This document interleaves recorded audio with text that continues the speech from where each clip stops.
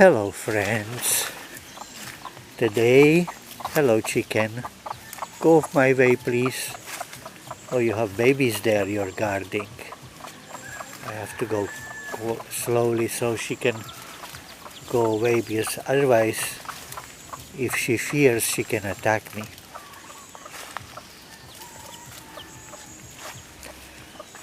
Hello friends, today I want to show you how to grow seeds for the dorset horn adenium.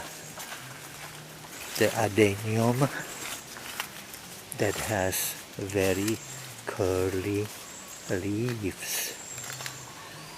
In case you don't know how the dorset horn adenium look like, let me show you. By the way, look at these beautiful flowers of adenium. Aren't they pretty? Hello, hello what? Koala follows me and says hello, hello. Hello, hello. One moment. This is how the leaves of dorset horn adenium look. Or if I click on some other of these pictures, here is another one. You see, very curly. And in case you're wondering why it has such a strange name, dorset horn adenium, it's named after types of sheep, dorset horn sheep, that have a very curly horns.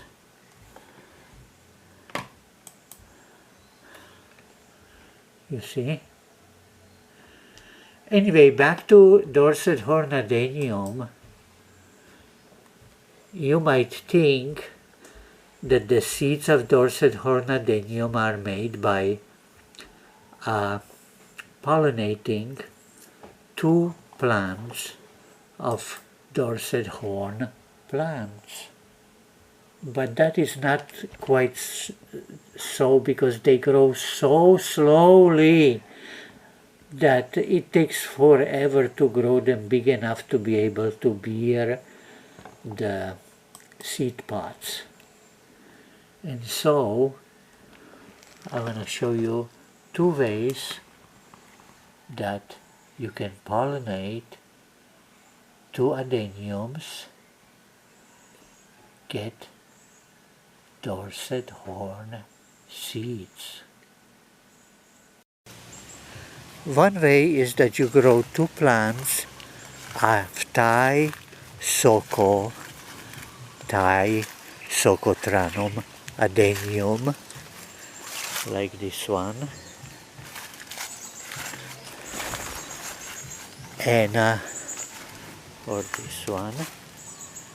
They're the semi-dwarf type of plants of Adenium arabicum, and you get a seed pod full of seeds, and about 3% of the seeds would be Thai Soco. Another way is how you can get every seed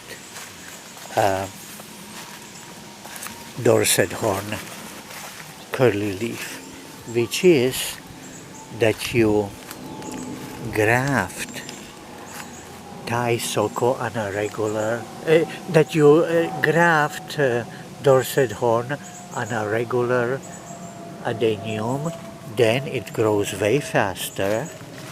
Here is one, and here is another. You see, here is the graft.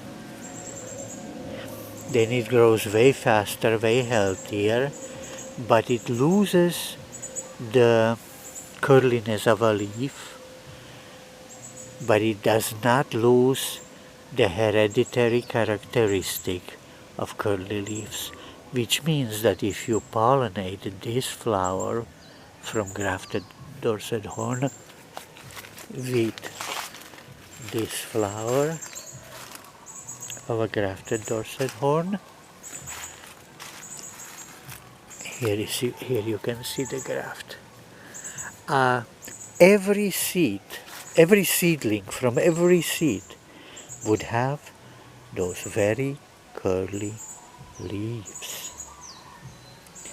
Depending on the weather, if it's very hot, it takes about 3 months for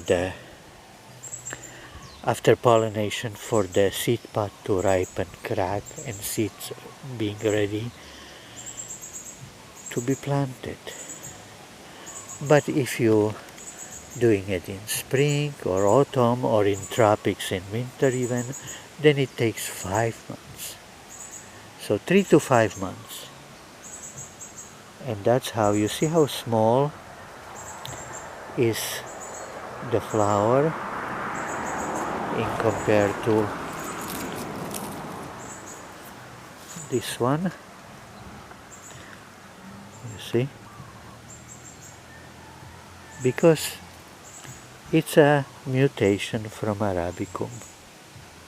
And Arabicum, Adenium Arabicum, dorset horn Arabicum are chubbier and have a smaller flowers. Okay, so the last thing on this subject is how do you pollinate two dorset horn, two adeniums? Well, it's very different than hand pollinating some other plants, and at the end of this video I'm giving a links to my videos explaining how to go about it to pollinate. And of course you'll have much better success if the pollen comes from different, not flower, but actually plant, because to some degree adeniums are not quite self-compatible. They set the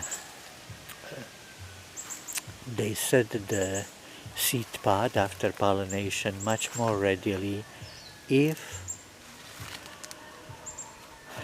they are having genes slightly different, if there is no inbreeding.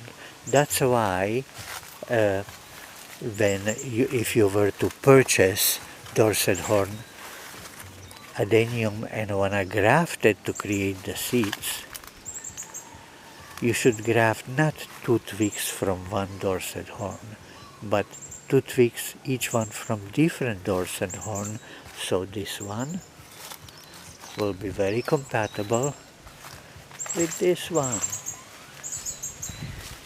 And that is the story of macaroni. My dear friends, lovers of desert rose, scientific name Adenium, rarest of all, most miniature is dorset horn. Goodbye, and subscribe if you didn't yet to my channel. I put on new video in an average once a week. Ta-da!